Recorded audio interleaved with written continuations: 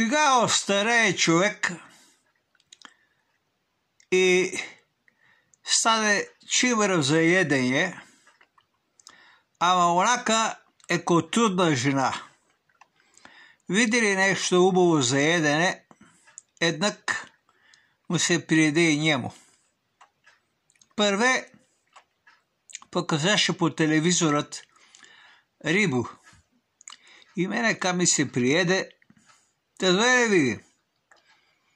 Мисли си що да учиним, па узо секирчето и удорим една леска, отсеко едно пруте, върза му кунъц,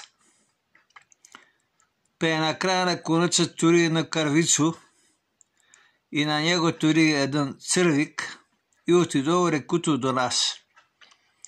Узо едно столе и едно лимонатено шише с рекио, пе седо, викам, чекай, че уловим некој рибу. Пивнем од рекиото, същим упрутът, ама оно риба нема. И спи шишето, риба нема. Реко, Стеване, нема да се ване риба това. И оттам отидо в магазинът и онамо гледам рибе консерва. И отидо да купи едно консерво рибу и отидо дома, тури на масото, си паси още едно лимонадче с рекю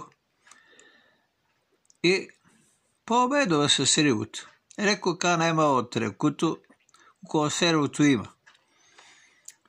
И ка пивно така и поедо, пе ми стане драго, пе се сети за едно песен сръбско. И чуе за поем. Дай рибу, рибу, дай, дай рибу, дай, дай рибу, рибу, дай, рибу, рибу, дай, рибу, рибу, рибу, дай, дай рибу, дай, рибу, рибу, рибу, дай, дай рибу, дай. Вече Стеване риба, еч и не дай да трубиш.